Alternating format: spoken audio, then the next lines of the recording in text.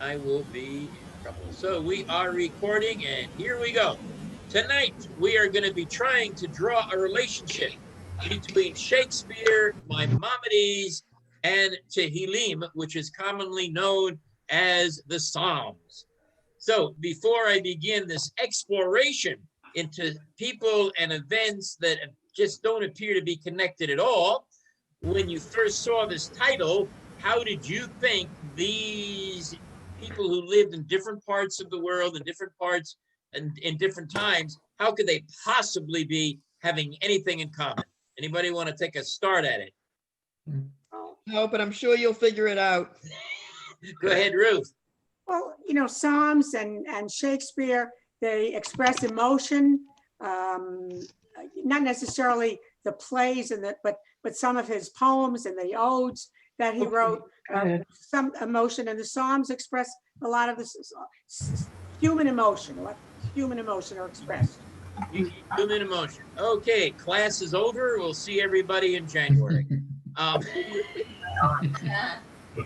But obviously that's a great start, Ruth. Appreciate that.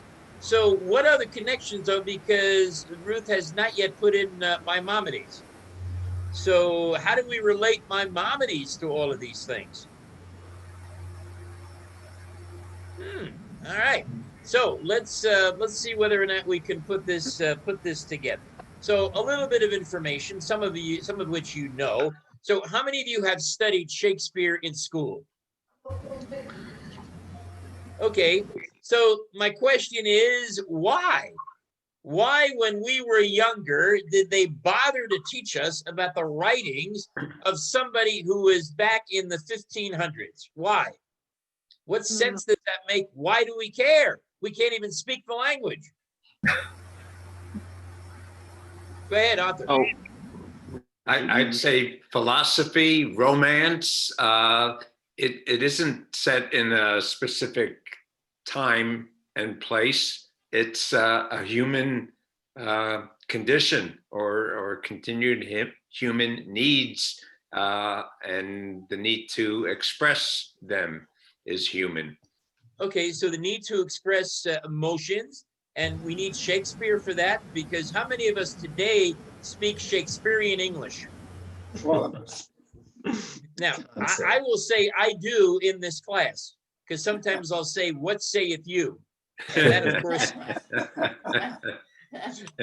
that of course is a little bit of Shakespearean, but that's about it.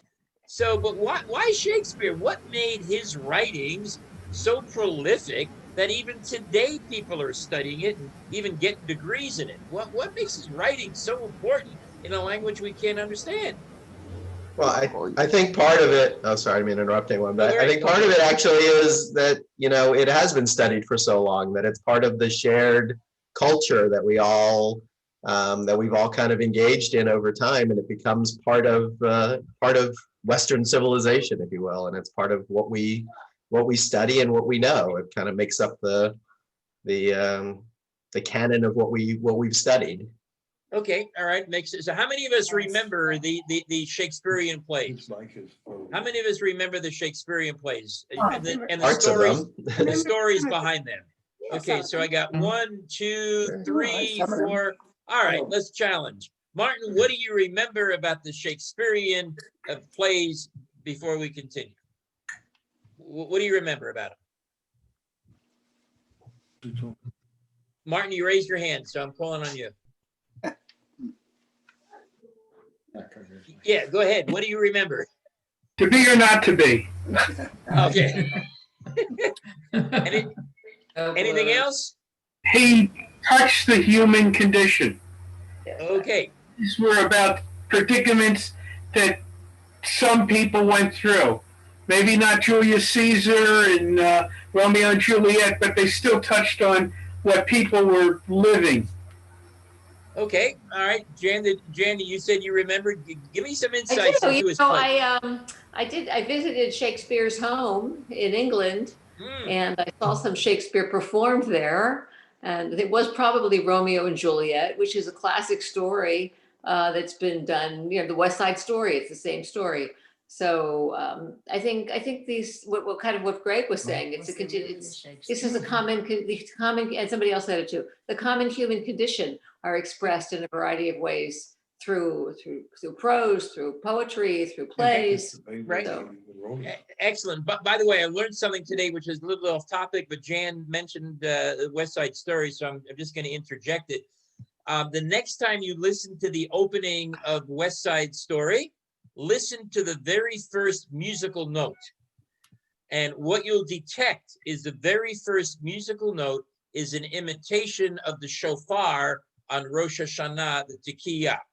And it was put in there intentionally by the writer, Leonard Bernstein. So I learned that today. So you mentioned West Side Story. I just wanted to throw that in. But going back to Shakespeare, go ahead, Sheila.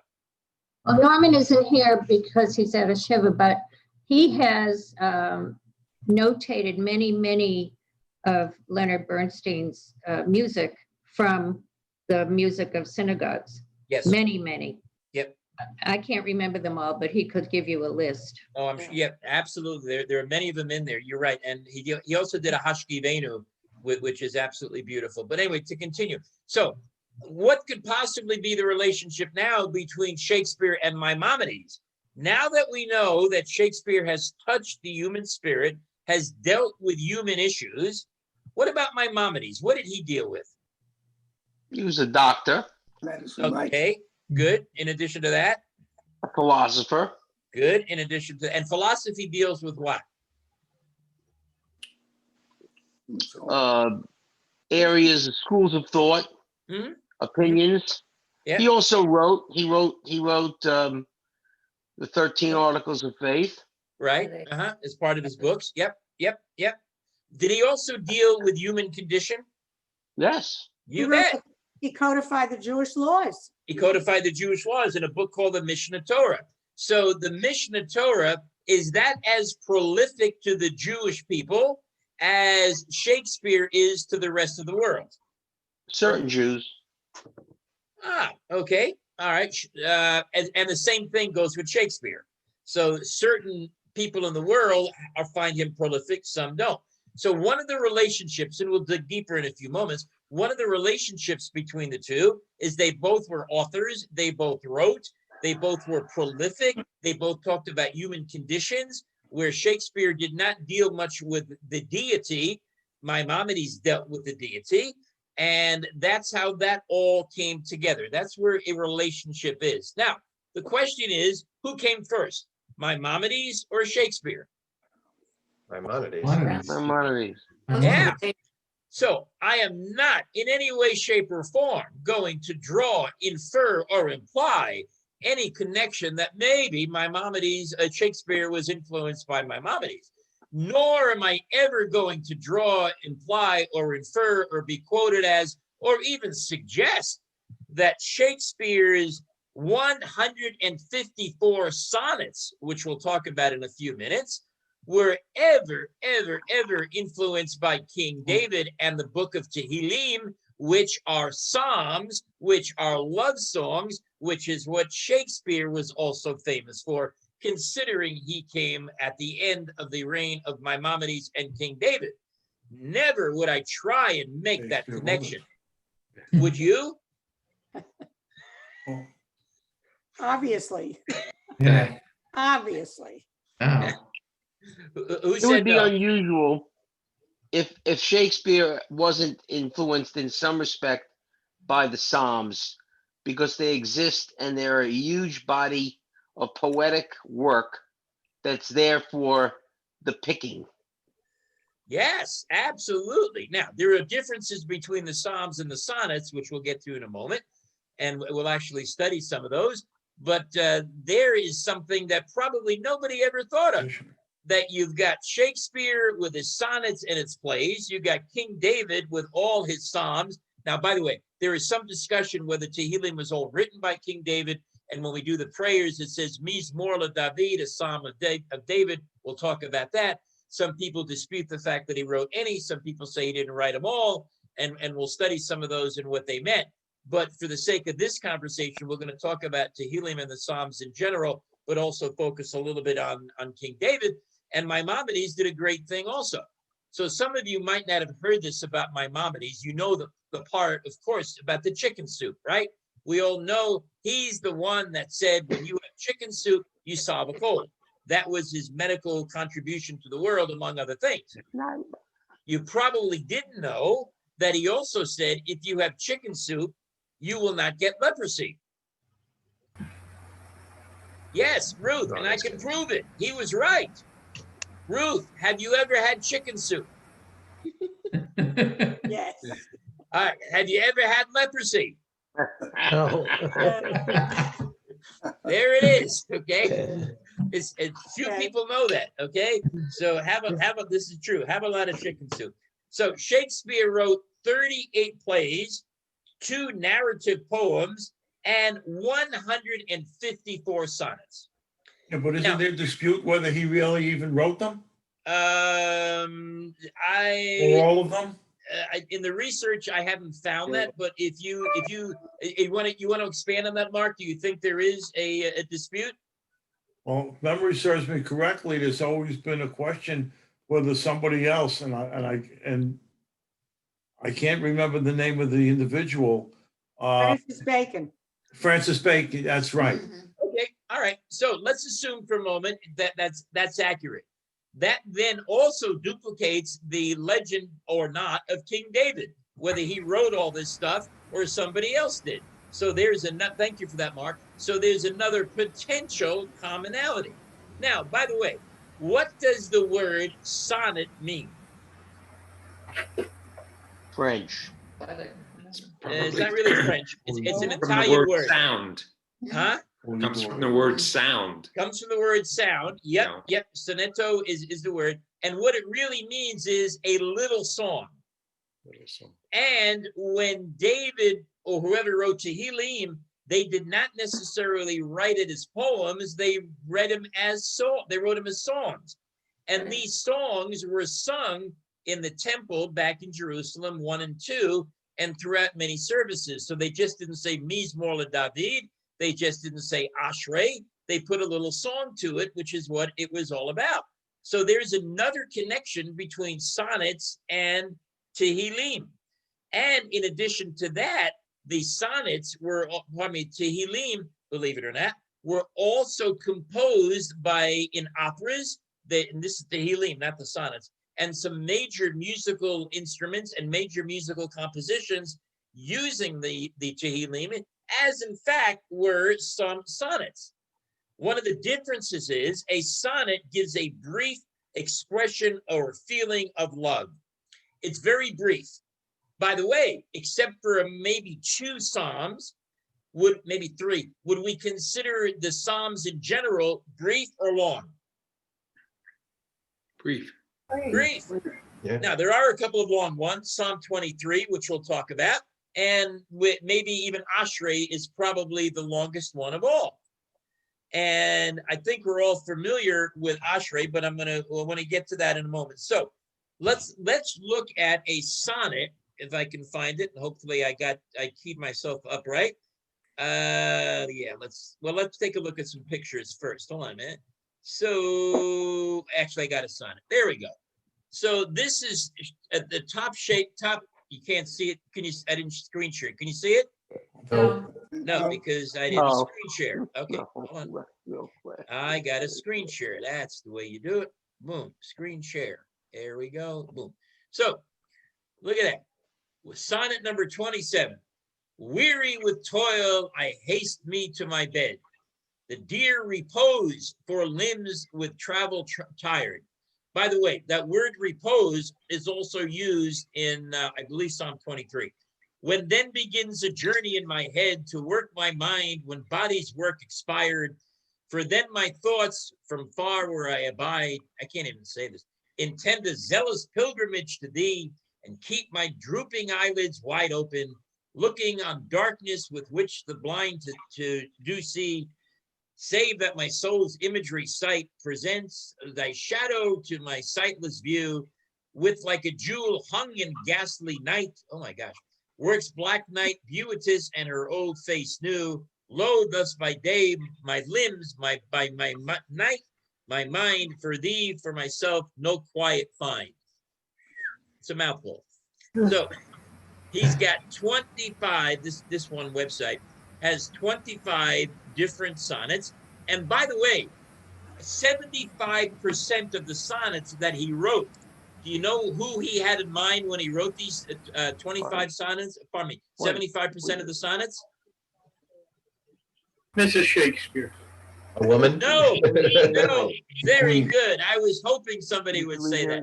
Get ready for this shocker. He addressed those to a young man. 8:30.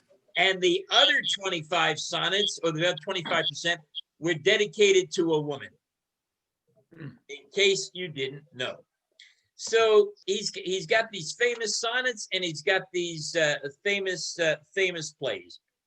And let's go on to the Psalms.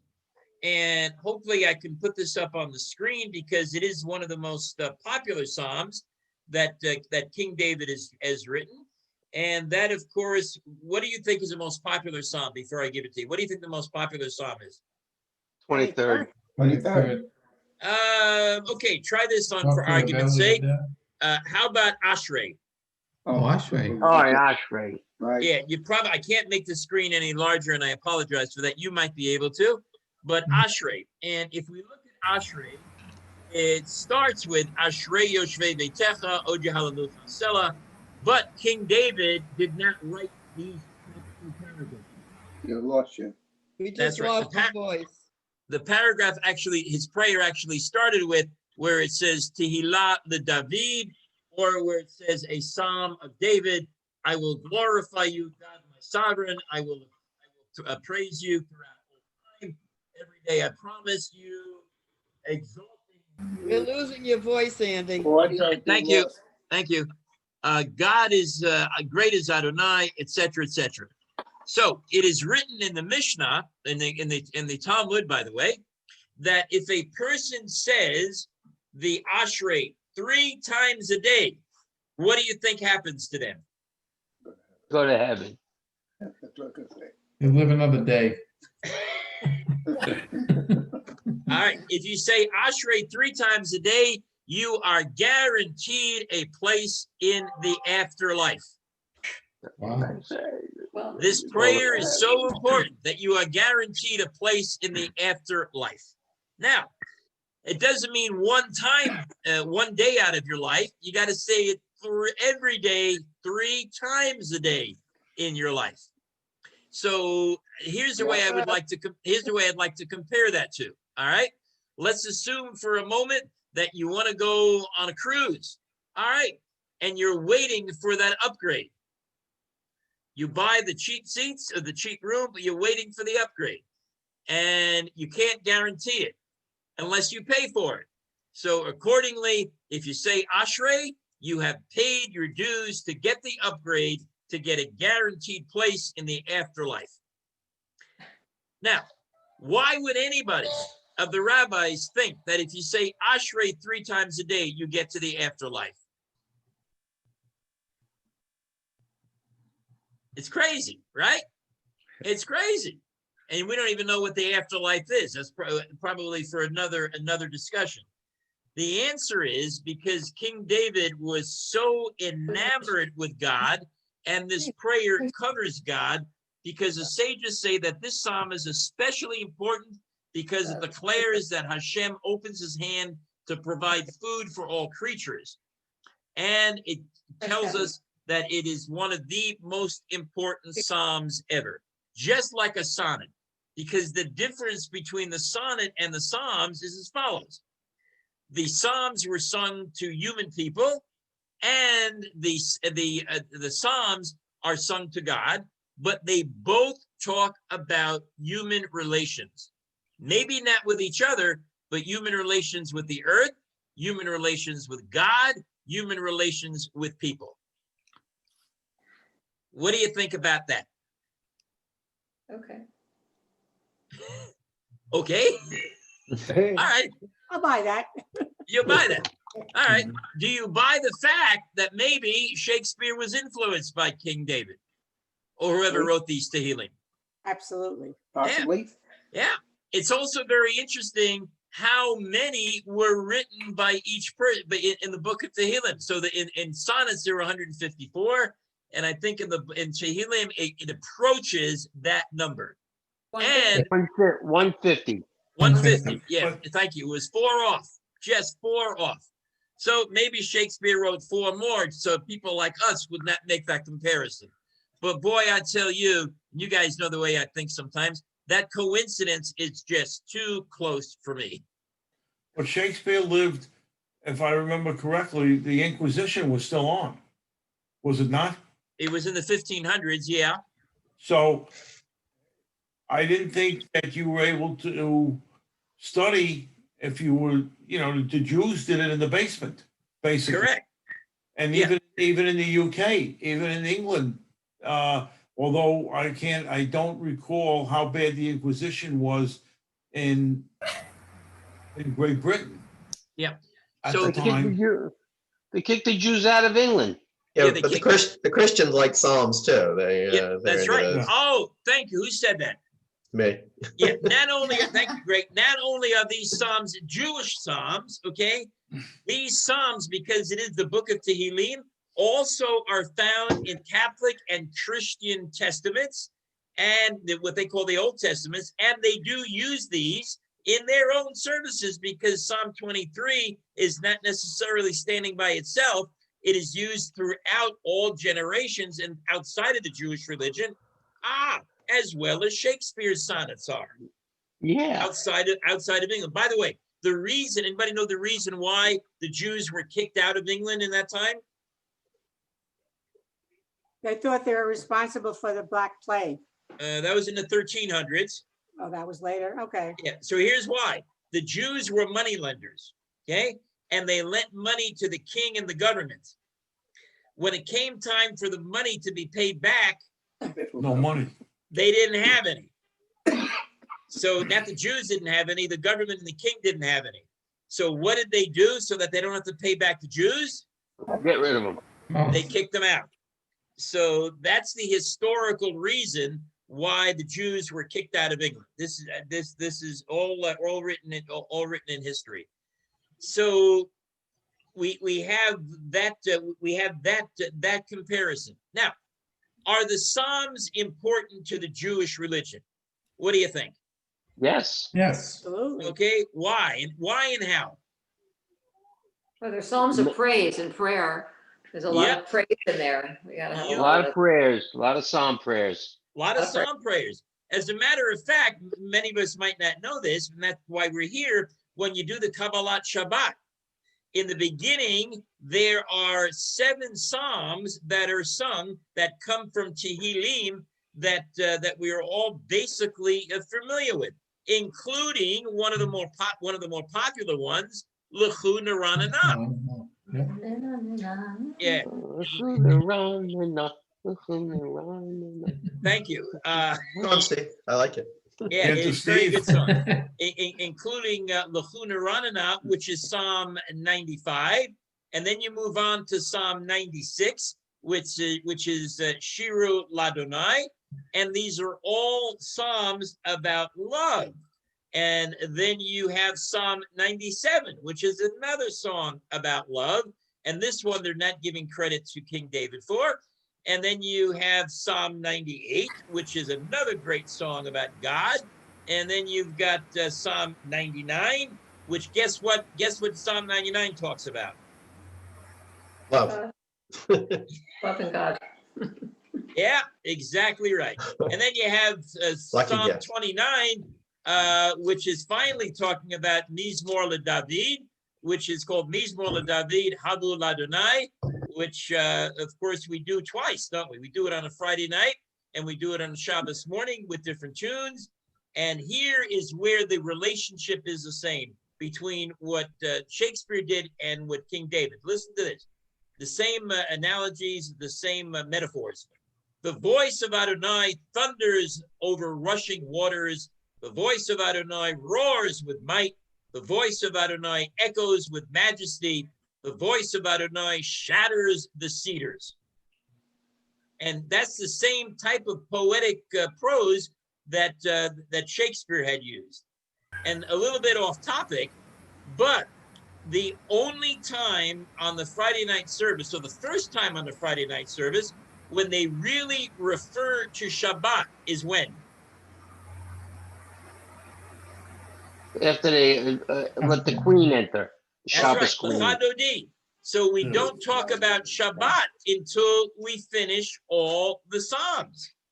And then guess what? We come back after that. We go right back to the Psalms, Psalm 90, Psalm 92, which is the second prayer that is talking about Shabbat. And then the final one, Psalm 93, again, God is a majestic. The words, the rivers may rise and rage, the waters may pound and pulsate, the floods may swirl and storm. So sonnets and Tehillim are directly connected. They're both about love. They both use metaphors. They both use analogies. So with that being said, that's one particular relationship. And should we then study more sonnets in school? Should we study the Psalms in school? What do you think? Well, it would be perceived as somewhat, you'd have to sell it as literature, because otherwise, now you're talking about First Amendment problems. Oh, wow. Why would, okay, that's an interesting one. Why would you look at it as First Amendment problems? Because they're connected with religion. They're used as prayers in the Jewish religion and referred to in the Christian religions, and therefore they could be considered religious expressions. And that's the reason why you'd have to sell them as literature. The same way when you take Bible studies, you sell it as a literary study rather than a religious study, so that you can get around the First Amendment. Okay, I'm with you. So let's assume we put it as an educational study in high school and in colleges, and we are studying the literature of Tehillim. What's wrong with that? Nothing. Would you sign up for a course like that? Yeah. I got one. I mean, I signed In up high for a school? Bible. No. In high school, I definitely would not have. I got nobody else, right? Is that interesting? So watch this. If there was something on Zoom, right, that gave you an option, 3-week course, free, study William Shakespeare's sonnets or Tehillim, which one are you going to sign up for? Neither. Tehillim. I mean, today I would study Tehillim, I think, but you know, in high school, when I was in school, I think Shakespeare would have seemed more interesting. Okay, yeah, but Shakespeare, I even had problems pronouncing the words, at least on the English Tehillim. I'm able to, which by the way, draws another relationship, which I wanted to make. Tehillim is hard to read, okay? I'm sorry, the sonnets are hard to read. I think we can agree to that, unless I need to go back and take remedial reading. And Hebrew is hard to read for those that don't know how to read Hebrew and understand it. So there's another commonality, that there's something that is written in languages that we might not even understand. Andy, I got a question for you. Yeah, So, you know, when you look at the Psalms, there's stroke marks on the Psalms, but it doesn't follow any of the ta'amim for any of the other books that we chant. I was curious if you know about the history of the trope on Tehillim. I do not know anything about the history of the trope. No, I do not. I know they all have different melodies, of course, but no, I really don't. It's unique. It doesn't follow Torah, Haftorah, Megillot, anything. No. It's unique. And it may be lost. I think it's possibly lost, but. So thank you. So the other time that we do the Psalms, by the way, is Hallel. Yeah. And we do them in the Shacharit service on the section that says Hallelujah. Yeah. Hallelujah, Basilse, Shama, and all that. And these are also done in the Tezuke de Zimra in the morning. They are done on for taking out the Torah, Psalm 29, and Psalm 126.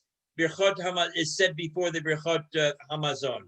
So we are loaded with these things as society is loaded with the English Psalms. So here's one, and then I'm going to move on for a moment to Maimonides. So here's one, which is Psalm 102. O Lord, hear my prayer. Let my cry come before you. Do not hide your face from me in my time of trouble. Turn your ear to me when I cry. Answer me speedily, for my days have vanished like smoke, and my bones are charred like a hearth. My body is stricken and withered like grass, too wasted to eat my food. In Tachanun, right? Isn't that in Tachanun? Yes. In That's like- case you didn't know. So I'm going to go back for a moment to another sonnet from Shakespeare. And, ooh, this one looks fun. Let's put some fun. The expense of spirit in a waste of shame, in lust, in action, until action lust. Is perjured, I can't read this, is perjured, murderous, bloody, full of blame. Woo! Savage, extreme. No wonder people want to learn this in high school. Savage, extreme, rude, cruel, not to trust. Enjoyed no sooner, but despised straight. Past reason hunted, and no sooner had past reason hated as a swallowed bait. On purpose laid to make the taker mad, mad in pursuit and in possession so, had having and in quest to have extreme, a bliss and proof and proved of weary, very woe, before a joy proposed behind a dream. And this the world well knows, yet no knows well to shun the heaven that leads men to this hell. Wow. So, which is more comforting on a Friday night?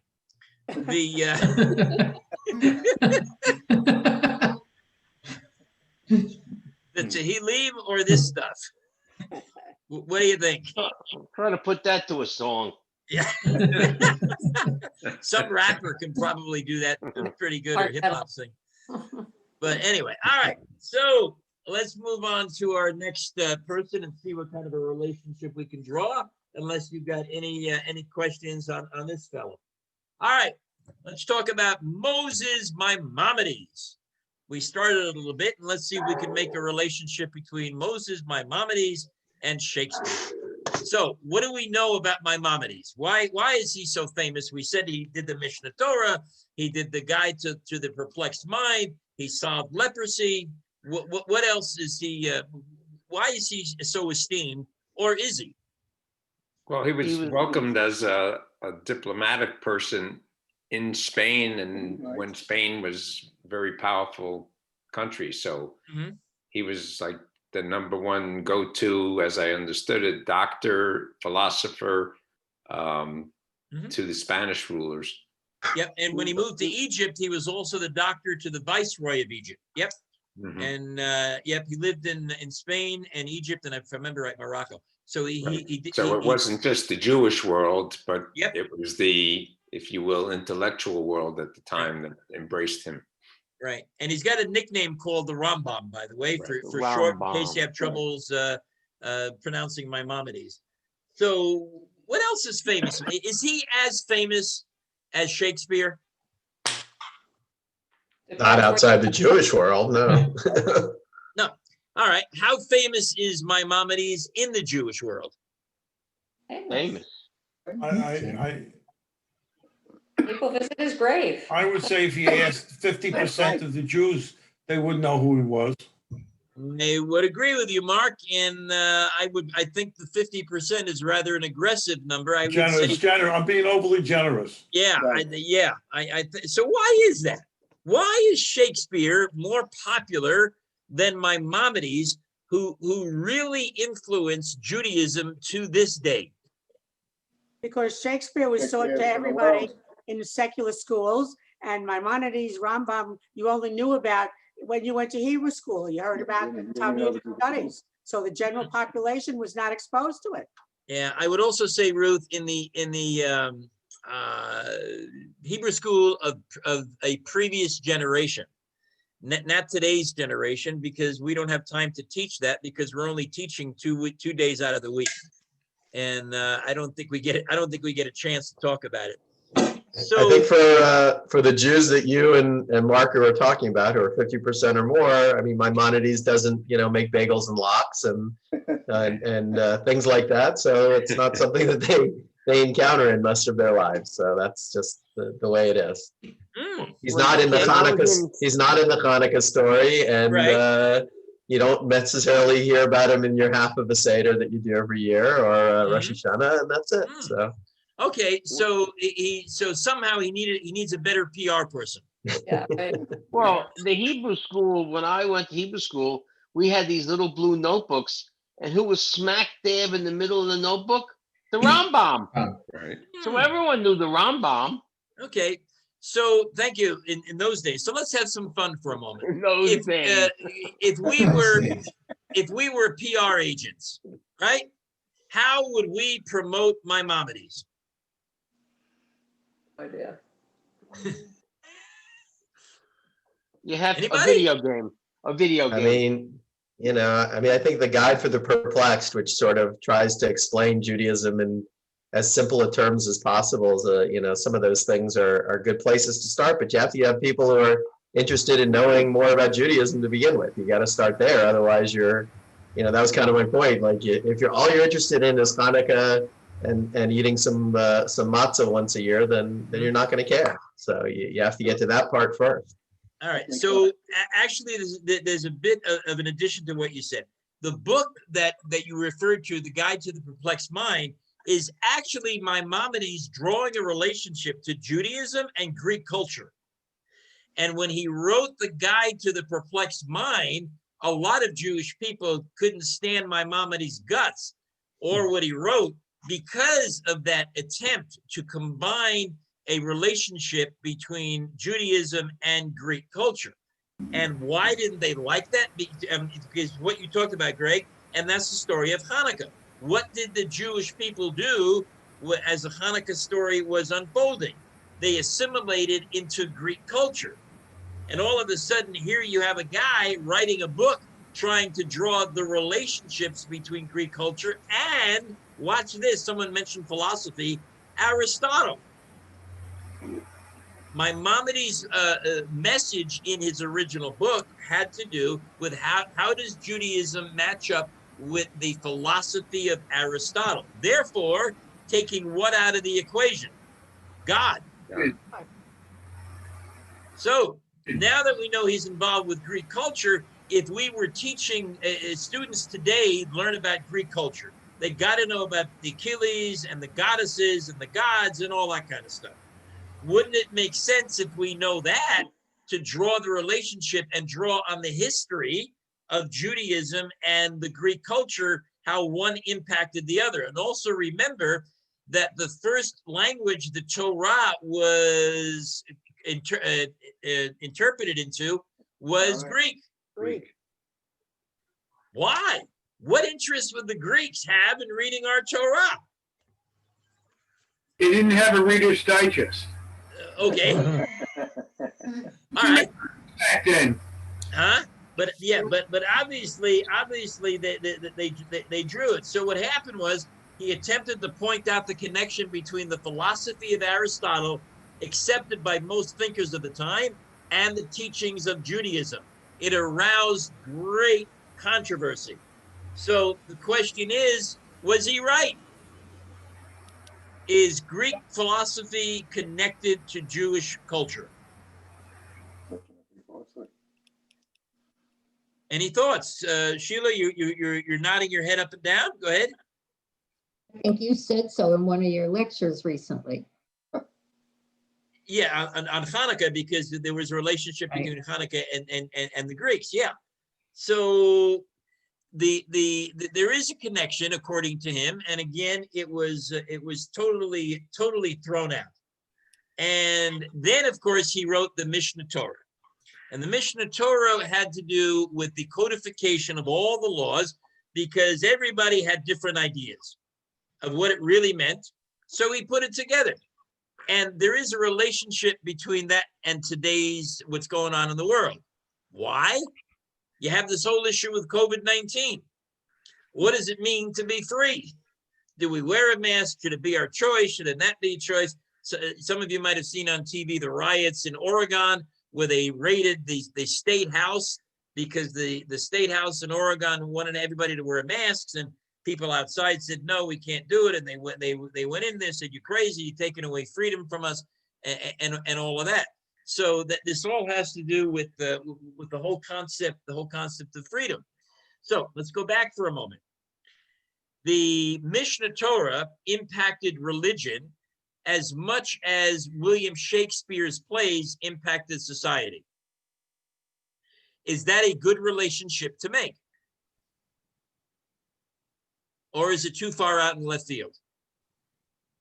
No, it codified the rules. It gave you a basis for everyday living, and it anchored some of the philosophy in set rules, which was good for Jewish civilization, particularly. Right. Okay. All right. Anybody else? Anybody else have a thought? Nope. All right. So when we think about the 13 principles of faith, okay, do we know what they are? Well,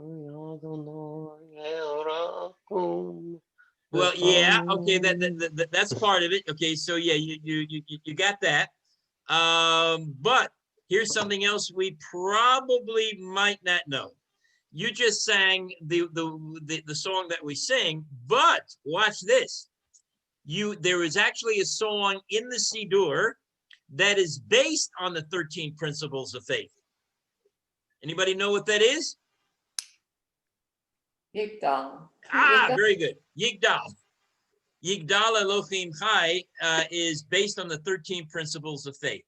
So let's take a look at these and see how earth-shattering they are and if they make any sense, because I don't know if we all know them. So principle number 1, here we go. This should be fun. I believe by complete faith that the Creator, blessed be his name, is the creator and guide of all created beings. He alone made, makes, and will make all that is created. And I think about 2 years ago I did this, but not everybody was there. How many of us believe in that to start with? Sure. Yeah. Whoa. Don't have many buy-ins. I believe by complete faith that the Creator, blessed be his name, is the creator and guide for all created beings. He alone makes all that is created. Yeah. Anybody buy into that one? Yes. Yes. The one God thing. Yeah. It's more than one God, Steve. Wait a minute. Greg is chomping at the bit. Oh boy. No, I just let Steve know he said that. It's that one God thing. No. It doesn't say there's one God. That's the main thing. You know, you don't believe in that to get the other 12. That's it. No. It's not the main thing. It's not the Shema Yisrael. It says the God, okay, created everything. End of discussion. Only God can borei, create. We can make, la'asot, but only God can borei. And it's a really important difference in making and creating. Okay, you're right. Thank you. Carolyn? If you believe that God created man and man's brain is what's making everything today, whether it's creating a new person or creating the vaccine or whatever, then you have to go back and say God created it. Or was a catalyst. Well, wait a minute. You can look at the last line. He alone made, which is past tense, makes is present tense, and will make is future tense, all that is created. So Carolyn, that goes against what you said. Why? So for example, why does it go against it? If you said God makes humans and humans create. Or makes, as Jan points out. If he's given man a brain, and it's our brain that is now creating everything. Okay, we got it. So, Greg, you buy into that? Yes, I think that I might have a slightly different definition of what the beginning part of it is, what the he is, but yes, I think that I'm fine with the phrase. With the statement as it is, yes. All right. So we're all. By the way, I don't know if I told you this last week, and if I did, I apologize. But you guys, I think I did. that the vaccinations are all have Jewish roots. At the email about All that this one. stuff, yeah. Wow, Jewish doctors, who would have thought? Not only Jewish doctors, Greg, if Jewish I remember right, CEOs. the chairman of Pfizer is Jewish. The Oh, head scientist at Moderna is Jewish. The guy that found the whole thing that put it together, and I don't remember the expression, RN something or other, which is the root of the whole vaccine, no matter who makes it, is a professor of medicine in University of Pennsylvania. So this whole thing is Jewish created. In case The problem I always have with that is that, and not to get too off topic, is if you want to claim responsibility for that, then we have to also mention that Bernie Madoff is Jewish and Michael Milliken is Jewish. And there's a lot of other Jews out there who do a lot of things that we're not very happy with. So we can't just claim the good ones and say that that's Judaism and then ignore the bad stuff that happens. But we do claim those guys. We do claim them. No, but we can't sit here and say that it's a miracle because there are Jews involved in it. Then is all the bad stuff sourced by Jews too? We're the source of evil as well? Well, good question, and I'm going to say the answer is yes. Now I'll tell you why. And we're a little off topic, but with your permission, everybody, I think that's okay for a moment because of the following. If you look at the Jewish heroes in the Torah, in Genesis, okay, they all are not upright individuals. Each one of them have major flaws, including sex, lying, robbery, thievery, deception. And every one of them, Avram, Yitzchak, Yaakov, Joseph, the only two honorable guys are Manasseh and Ephraim, and they're the only two honorable ones. They're two brothers that got together, that were born, and got along with each other, and that's why we blessed our kids, hoping they could be that way. So Judaism is wrought with people that have been dishonest. King David was dishonest, and yet we revere that guy. So yeah, we claim them all. I'm just saying we can't. To me, it's like it becomes this thing that we're like, oh look, there's something great, and Jews were involved. So that has something to do with the fact that they were Jews involved. Well, then you have to say that evil things are because of Jews involved too. It's just it's not a. I agree with you. No dispute. All right, next one. I believe with complete faith that the Creator, blessed be His name, is a unity, and there is no union in any way like Him. He alone is our God, who has, who is, and who is to be. That's God. Nothing else. Boom. We all buy into that one? Sure. That's one. That was I think, a reaction to the Catholic or the Christian Trinity. Yeah. That was a little bit of a dig there, little bit of a dig. All right. Little bit of a dig. Does anybody dispute that there's only one God, as we talked about earlier? Well, I've never seen the committee. Oh, okay, Sheila. Does God have to be a he? No. So here's the problem. If we have the discussion and we say she, then a lot of people will say, what are you talking about? If you say he, rightfully so, the female gender will say, why don't you say she? Rightfully so. So nobody's ever been able to come up with a non-genderized term that we can use in expression. And anybody that does, I'd love to have that word. And anybody want to come up with something? Can't call God it. Being, I don't know. Maybe that's it. Human being, godly being. Maybe we'll use that expression, but that'll confuse people. All right. So watch this. Here we go. I believe by complete faith that blessed be His name is not a body and is not affected by physical matter, and nothing whatsoever can compare to him or her. Mhm. I just added that. So You just don't use a pronoun. It'll be the easiest way. yeah. Just say God. So any comments on that? See, I got a problem with that one. I'm good. Well, I have a problem with it. Why do I have a problem? If you read, when you read the Torah, Moses says to God, listen, I need to see you. I got to see who I'm talking about. So God goes behind a rock and he shows Moses his back. and the Torah refers to it as a physical back. You didn't want to see his face. Okay, boom. But you got to have a physical body in order to see the back. And it doesn't say an angel. It doesn't say anything else. So I got a problem with that statement. So as they say on, come on, what's the name of that show? What's the matter with me? Shark. They say in Shark Tank, I'm out. What do you think about that? The Apprentice. The Apprentice, you're fired. But Shark Tank, when the guys go out, they say, I'm out. Maybe Moses is the only one who can. Maybe Moses is the only one who has that privilege. Yeah, but Maimonides is disputing the Torah when he makes this statement. All right. Is the first and the last. I'm going to skip some of these. To him alone is fitting to make prayer, and to another prayer that shall be made. Easy stuff. I believe with complete faith that all the words of the prophets are true. Whoa. How about that? So in reality, it doesn't say Jewish prophets, by the way. So what's his name? Bill Gates was right 5 years ago when he predicted COVID coming in 2020. Yeah, I'm out on that one.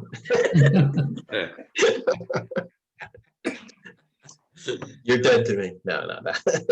I got you. Oh. That's a Shark Tank thing. Sorry. That's all right. All right.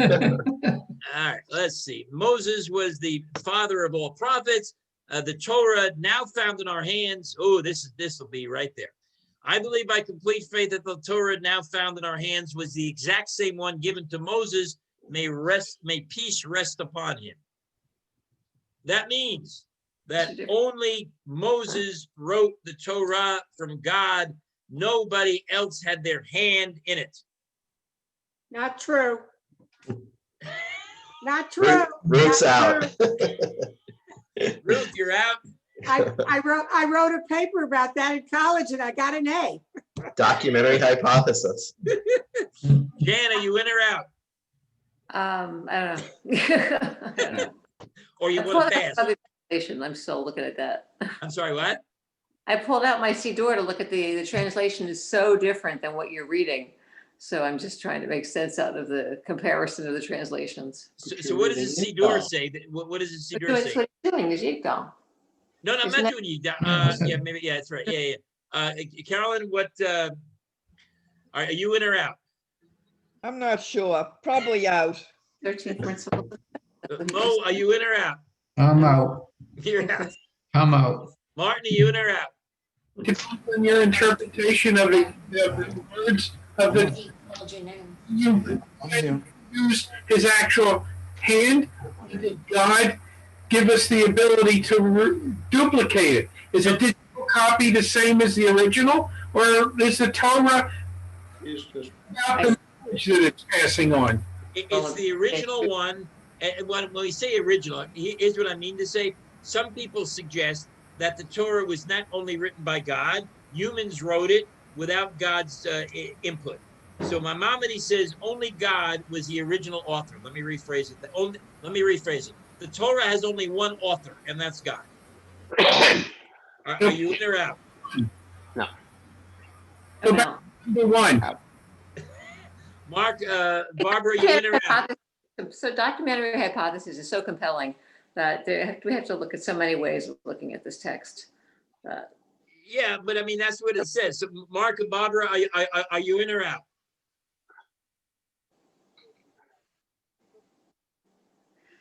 I can't, you're on mute. That might be intentional. All right. He's going through a beautiful dissertation, but I can't hear a word. Well, Maybe a lot of people don't want to hear what I say, but if you believe in the still talking.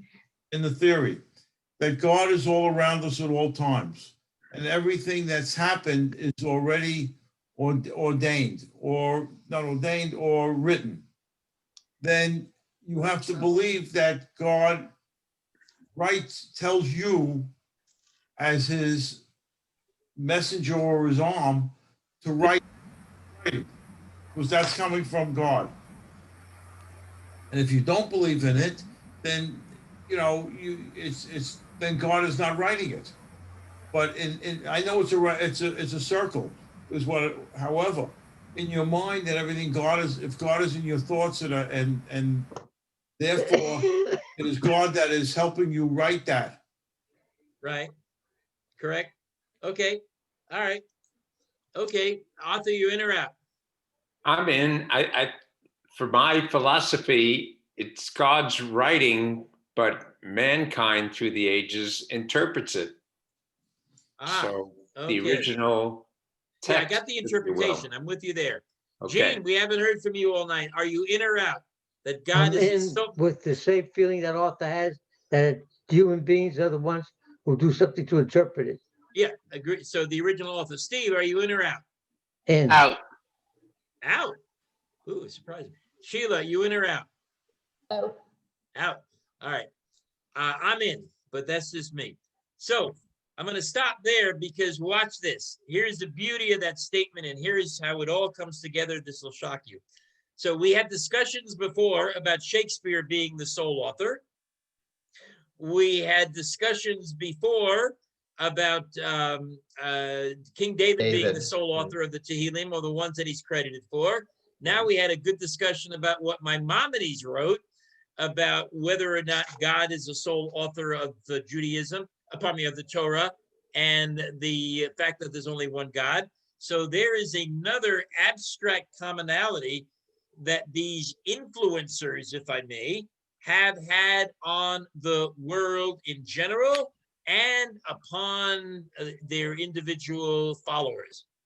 And I think that's a very, very important distinction to bring out, that these are, in these days on Facebook, Instagram, or whatever, you got something called influencers, right? And what are influencers? They influence the fashion, music, and whatever. How did they get there? Who knows? But they somehow got credibility, and those that follow them, and some of them have 1, 2 million, 3 million followers. And if they tell you to wear shoes that don't match, guess what? They'll start wearing shoes that don't match. So you have Shakespeare, who I think we can all agree is a major influencer. We have Maimonides, who's a major influencer. And we have Tehillim and King David, who's a major influencer.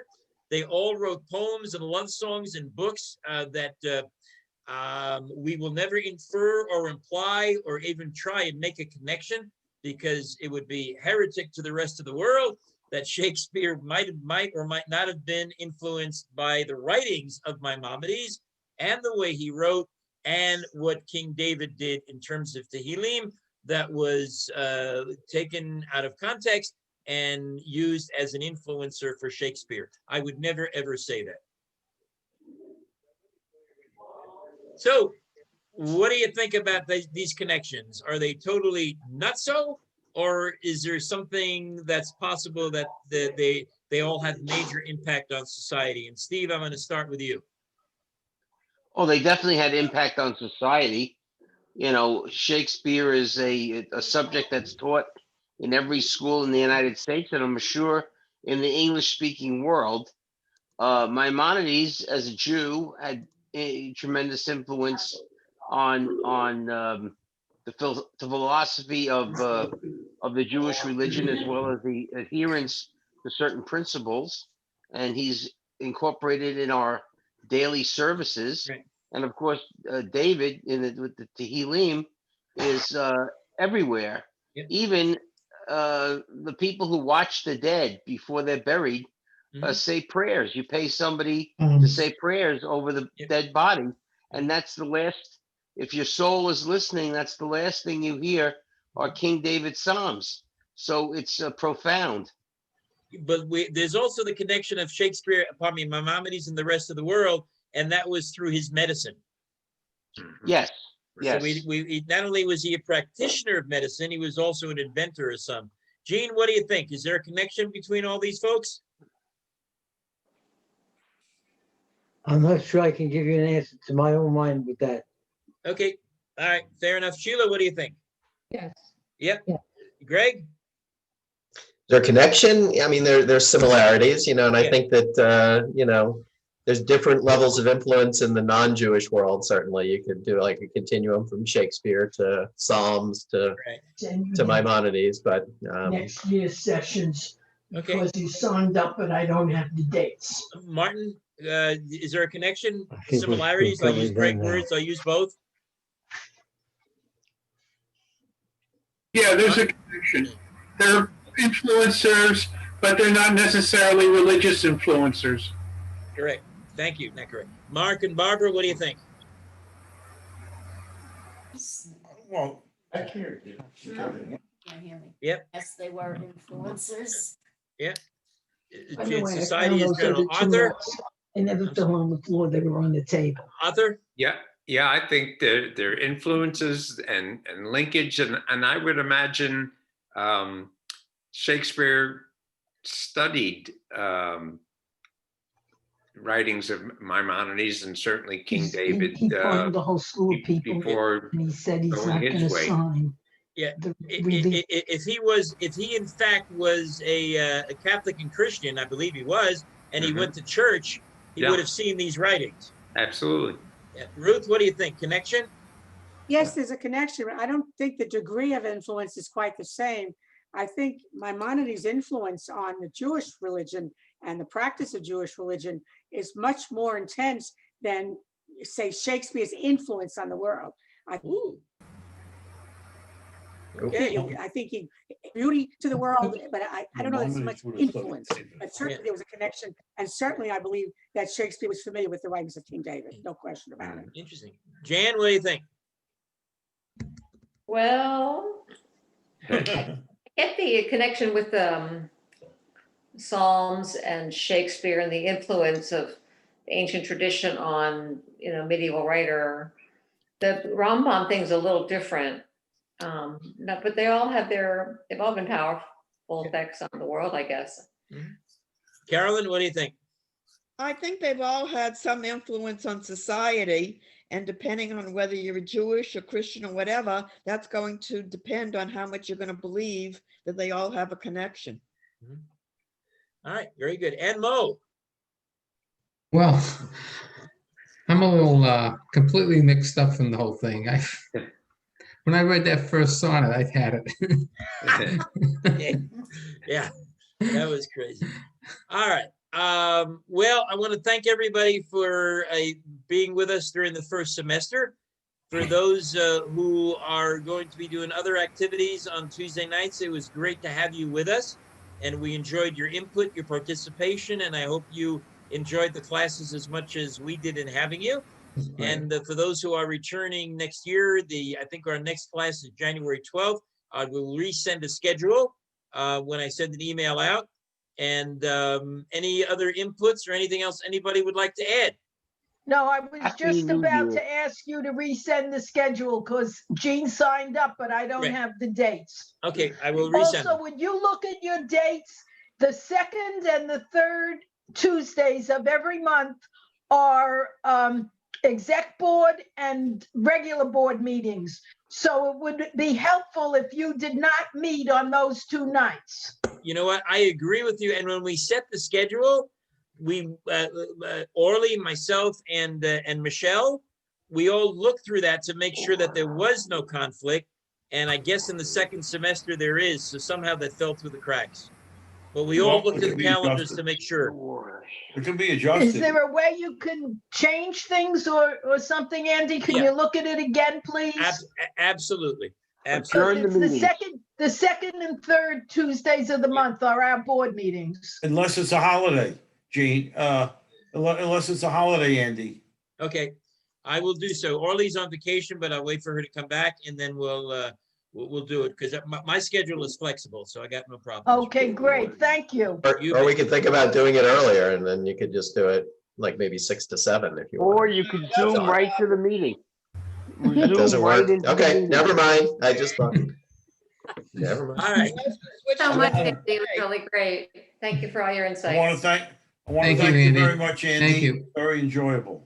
You're welcome. My pleasure, guys. And Thank be good, be safe, be healthy, be Jewish, and Happy New Year. And let everything go well. And now that you know a little bit more about the Tehillim and the Psalms and the influence when you say your prayers and you recite these, you've got a little bit more background. And remember, as hard as Hebrew is, it's a lot easier than William Shakespeare's English.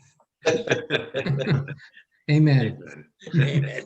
We'll see Happy you New next Year, time. everyone. Bye-bye, Thanks. everybody. Yeah, Happy New Year, everyone. Happy New Year. Bye.